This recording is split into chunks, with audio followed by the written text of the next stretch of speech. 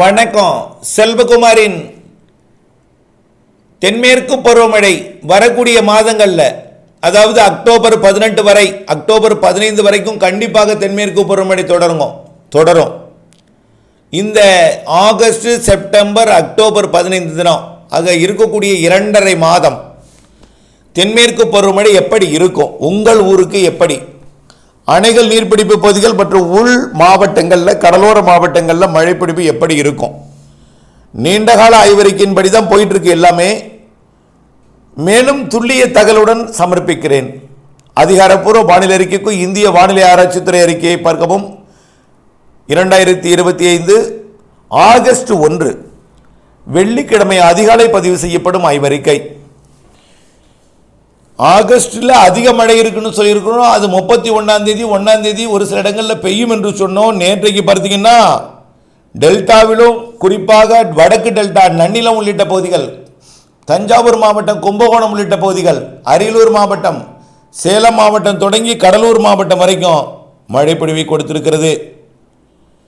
சென்னைக்கும் கூட மழை, இது எதிர்பார்த்த ஒன்று தான். அதே போல தென் மாவட்டங்கள்லையும் சிவகங்கை மாவட்டத்திலையும் இருந்திருக்கு. இந்த மழைப்பொழிவு பார்த்தீங்கன்னா திருவாரூர் மாவட்டத்தில் நேற்றைக்கு நன்னிலத்தில் 4 சென்டிமீட்டர் மழை பொழிந்திருக்கு.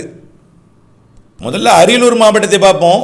கிடைக்கப்பட்ட தகவல், அரியலூர் மாவட்டத்தில் குருவாடி 22 மில்லிமீட்டர், அரியலூர் தாலுக்கா அலுவலகம் 17 மில்லிமீட்டர், சுத்தமல்லி அணை 17 மில்லிமீட்டர், டீப்பலூர் 12 மில்லிமீட்டர். அடுத்தபடியாக பார்த்தீங்கன்னா சென்னையிலங்க கொரட்டூரில் 97 மில்லிமீட்டர் மழை பொழிந்திருக்கிறார் நேற்று இரவு. கொரட்டூர் 97 மில்லிமீட்டர், 10 சென்டிமீட்டர் மழை பொழிந்திருக்குது கொரட்டூரில். கொரட்டூரில் மேலும் ஒரு பகுதி 8.5 சென்டிமீட்டர் மழை. ஒக்கியம் தொலைப்பாக்கத்தில் 8 சென்டிமீட்டர் மழை. கண்ணகி நகர் 78 மில்லிமீட்டர், 8 சென்டிமீட்டர் மழை. ஈஞ்சம்பாக்கம் 76 மில்லிமீட்டர் மழை. அடுத்தபடியாக பார்த்தீங்கன்னா நெற்குன்றமே 62 மில்லிமீட்டர் மழை.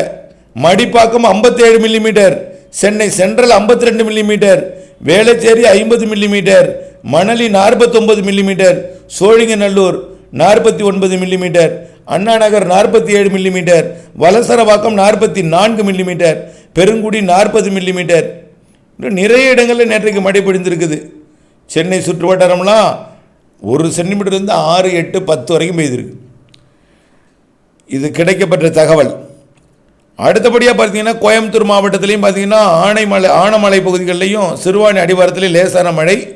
கடலூர் மாவட்டத்தில் பார்த்தீங்கன்னா நேற்றைக்கு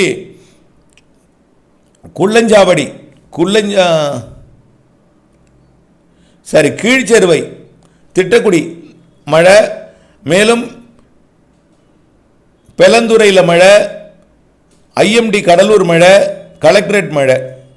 அடுத்தபடியாக பார்த்தீங்கன்னா ஈரோடு மாவட்டத்திலையும் மழை, அம்மாப்பேட்டை, இலந்தைக்குட்டைமேடு மழை, கள்ளக்குறிச்சி மாவட்டத்தில் கோமிக அணை பகுதிகளில் மழை, காஞ்சிபுரம் மாவட்டத்தில் செம்பரம்பாக்கத்தில் 18 மில்லிமீட்டரும், குன்றத்தூரில் 10 மில்லிமீட்டரும் மழை. அருகருகே உள்ள ஒரு இடம் ரெண்டுமே. அடுத்தபடியாக பார்த்தீங்கன்னா கன்னியாகுமரி மாவட்டத்தில் கூட பாலமோர், அடையாமடை மற்றும் கோழிப்போர் விளை, முள்ளங்கினா விளை, முக்கடல் அணை, இதெல்லாம் மழை. அடுத்தபடியாக பார்த்தீங்கன்னா மதுரை மாவட்டத்திலையும் சிட்டம்பட்டியில் மழை. மயிலாடுதுறை மாவட்டத்தில் மயிலாடுதுறையில் 13 மில்லிமீட்டர், ஆனைக்காரன் சத்திரம் கொள்ளிடத்தில் 10 மில்லிமீட்டர், செம்பனார்கோவில், சீர்காழி, தரங்கம்பாடி, மணல்மேட்டிலையும் மழை. அதே போல் நாமக்கல் மாவட்டத்தில் Senthamangalam 36 millimetre, Rasipuram 22 millimetre, Puduchatram 17 millimetre மழை. மேலும் ராணிப்பேட்டை மாவட்டம் அரக்கோணத்தில் 69 மில்லிமீட்டர், 70 மில்லிமீட்டருங்க மழைங்க, 7 சென்டிமீட்டர் மழை அரக்கோணம். பணப்பாக்கம் 47 மில்லிமீட்டர், மின்னல் 36 மில்லிமீட்டர், அம்மூர் 28 மில்லிமீட்டர். நிறைய மழை பொழிவு பொழிந்திருக்கிறது. சேலம் மாவட்டத்திலையும் ஆனைமடு அணை 11 மில்லிமீட்டர் மற்றும் ஆத்தூர் இங்கெல்லாம் மழை. சிவகங்கை மாவட்டம் காளையார் கோவிலில் லேசான மழை. தென்காசி மாவட்டம் குண்டார் அணை 14 மில்லிமீட்டர் மழை. நீலகிரி மாவட்டத்தில் நடுவட்டத்தில் 23, கிளென்மோருக்கு நிறைய இடத்துல மழை பொழிவு பொழிந்திருக்கு, நீலகிரியிலே கூட. அடுத்தபடியாக பார்த்தீங்கன்னா திருச்சிராப்பள்ளி மாவட்டம் தென்பரநாடு 18 மில்லிமீட்டர், தாத்தையங்கார்பேட்டையில் மழை, திருச்சிராப்பள்ளி ஜங்ஷன் மழை, முசிறி மழை. அடுத்தபடியாக திருவாரூர் மாவட்டம் நன்னிலம் 32 மில்லிமீட்டர், நீடாமங்கலம் 22 மில்லிமீட்டர், பாண்டவையாறு தலைப்பு 14 மில்லிமீட்டர், குடவாசல் 10 மில்லிமீட்டர், வலங்கிமான் மற்றும் திருவாரூரிலும் மழை 1 சென்டிமீட்டருக்குள்ளே, அதாவது 9-8 மில்லிமீட்டருக்குள்ளே. அடுத்தபடியாக தூத்துக்குடி மாவட்டத்தில் மழை விளாத்திக்குளத்தில் 3 மில்லிமீட்டர் மழை பொழிந்திருக்கிறது. திருநெல்வேலி மாவட்டத்தில் நாலுமுக்கு 40 மில்லிமீட்டர், ஊத்து 36, மேலும் காக்காட்சி 29, மாஞ்சோலை 23 நல்ல மழைப்பொழிவு நேற்றே பெய்திருக்கிறது. அல்லது திருவள்ளூர் மாவட்டம் ஆவடி 51 மில்லிமீட்டர் மழைப்பொழிவு பொழிந்திருக்கிறது. வேலூர் மாவட்டத்தில் அம்முண்டி 12 மில்லிமீட்டர் மழைப்பொழிவு. விழுப்புரம் மாவட்டத்தில் கெடார் 10 மில்லிமீட்டர் எச்சரிக்கை கொடுத்தோம், சத்தமின்றி சமமழை பொழிந்திருக்கு. ஆகவே இந்த பட்டியலை இன்னும் பெரிதாக இன்னும் கிடைக்கப்பெற வேண்டிய தகவலும் இருக்கிறது. கிடைக்கப்பட்ட வரைக்கும் இவ்வளவு இருக்கிறது. நேற்றைக்கே நாம் குறைவாக தான் எதிர்பார்த்தோம், நிறைய பொழிந்திருக்கு. இன்றைக்கி நேற்றை விட கூடுதல் பரப்பு என்பதில் மாற்றமில்லை. நாளை 2ஆம் தேதி ஆகஸ்ட் 2 சனிக்கிழமை மாலை இரவிலே கனமழை பொடி இருக்கிறது. இடி மின்னலுடன் கூடிய மழைப்பொழிவு கன்னியாகுமரி முதல் திருவள்ளூர் வரைக்கும் கடலோர மாவட்டங்களுக்கும் அதனை ஒட்டியுள்ள உள் மாவட்டங்களுக்கும் மேற்கு தொடர்ச்சி மலை மாவட்டங்களுக்கும் இருக்கும். மேற்கு தொடர்ச்சி மலை மாவட்டங்களிலிருந்து தொடங்கினாலும் கடலோரம் வழுக்கும் மழை படிப்படியாக உள்ளே வழுக்கும். அடுத்தடுத்த நாட்களிலே மேற்கு தொடர்ச்சி மலைப்பகுதிகளில் வழுக்கும். வழுத்த மழைப்பொழிவு வரக்கூடிய 12ஆம் தேதி வரை மேற்கு தொடர்ச்சி மலைப்பகுதிகளில் இருக்கு. படிப்படியாக தீவிரமடையும். மாலை இரவு நள்ளிரவு அதிகாலையில் பொழியும். பெரும்பாலும் மேற்கு தொடர்ச்சி மலைப்பகுதிகளை பொறுத்த வரைக்கும் மாலை இரவிலே இருக்கும். கடலோரத்தில் தான் அதிகாலை இருக்கும். கேரளா உள்ளிட்ட தெற்கு கர்நாடகா உள்ளிட்ட பகுதிகளிலேயும் மழைப்பொழிவு பொழிய தொடங்க போகிறது. வளிமண்டல சுழற்சி உருவாகிவிட்டது. இந்த சுழற்சி வெப்பத்தால் லேசாகி மேலே எழுந்த காற்றை கடலோரம் வரும்பொழுது குளிர்விக்கும். இதனால் கடலோரத்தில் அதிகம் இருக்கும். இந்த காற்று சுழற்சி மேற்கு நோக்கி நகரும் பொழுது படிப்படியாக உள் மாவட்டங்களில் மழைப்பொழிவை தீவிரப்படுத்தும். பிறகு மேற்கு தொடர்ச்சி மலைப்பகுதிகளில் தீவிரப்படுத்தும். பிறகு கர்நாடகா, ஆந்திர பிரதேசம் மற்றும் கேரள பகுதிகளில் தீவிரப்படுத்தும். பிறகு அரபிக்கடலுக்கும் வங்கக்கடலுக்கும் இடையே இருந்து கொண்டு கேரளா முதல் கர்நாடகா, கேரளா, ஆந்திர பிரதேசம், தமிழ்நாடு என்ற அனைத்து பகுதிகளையும் தீவிரப்படுத்தும். மழைப்பிடிப்பு தொடர்ந்து இருந்து கொண்டே இருக்கும். மாலை வந்தால் மழை வரும். இரவு நள்ளிரவு அதிகாலையில் பெரும்பாலான பகுதிகளில் மழைப்பிடிப்பு இருந்து கொண்டே இருக்கும். எங்கே பெய்தாலும் 1 மணி நேரம் 2 மணி நேரம் மழைப்பொழிவை கொடுக்கலாம். குறைந்தபட்சம் அரை மணி நேரம் மழை இருக்கும். சில இடங்களில் தினசரி மழை, சில இடங்களில் ஒரு நாள் விட்டாலும் ஒரு நாள் அடுத்தடுத்த நாட்களில் ஒதுக்கிய இடங்களில் மழை இருக்குது. 15ஆம் தேதி வரைக்கும் இந்த காற்று சுழற்சியால் மழை இருக்குது. இதிலே 2 காற்று சுழற்சி இருக்கிறது. இந்த காற்று சுழற்சியாலே வரக்கூடிய 15ஆம் தேதி வரை மழை இருக்குது. அடுத்ததாக வரப்போகிறது 15ஆம் தேதியிலிருந்து 22ஆம் தேதி வரை வங்கக்கடலில் அடுத்த காற்று சுழற்சி 2வது காற்று சுழற்சி தீவிரமடைஞ்சு காற்றழுத்த தாழ்வு பகுதியாக மாறி ஆந்திர பிரதேச கடை கடந்து உள்ளே போகும் என்று எதிர்பார்க்கப்படுகிறது. அதன் காரணமாக தமிழ்நாட்டின் வட உள் மாவட்டங்கள், வடகடலோரம், ஆந்திரா, கர்நாடகா, கேரளா தென்மேற்கு பருவமழை வலுப்பெறும். பிறகு 20ஆம் தேதியிலிருந்து 22ஆம் தேதியிலிருந்து மாத இறுதி 31ஆம் தேதி வரைக்கும் ஒடிசா, வடக்காந்திர பிரதேசம் அருகே வரக்கூடிய காற்றழுத்த தாழ்வு மண்டலம் அல்லது தீவிர தாழ்வு பகுதி, வெல் மார்க் லோ பிரஷர், அதாவது லோ பிரஷருக்கும் கொஞ்சம் கூடுதல் நன்கமைந்த தாழ்வு பகுதி என்ற அமைப்பு வர இருக்கிறது இந்த மாத இறுதியில்.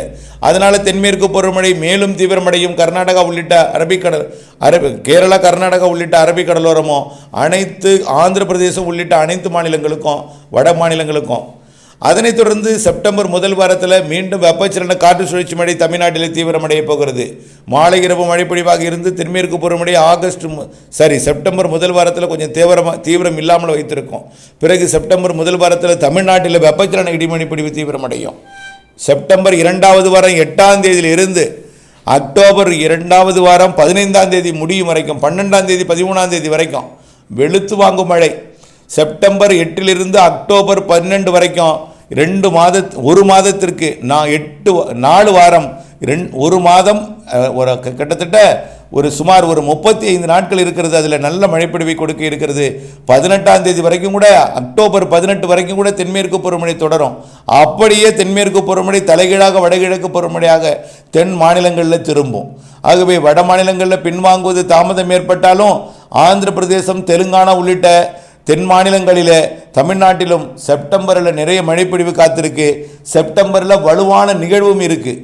செப்டம்பர் 2வது வாரத்தில் ஒரு நிகழ்வும், செப்டம்பர் இறுதி வாரத்தில் ஒரு வலுவான நிகழ்வும், அக்டோபர் முதல் மற்றும் 2வது வாரத்தில் தலா 2 நிகழ்வும், மொத்தத்தில் 4 வாரத்தில் ஒரு வலுவான நிகழ்வு, 2 மிதமான நிகழ்வும், ஒரு சாதாரண நிகழ்வும் இருக்கிறது.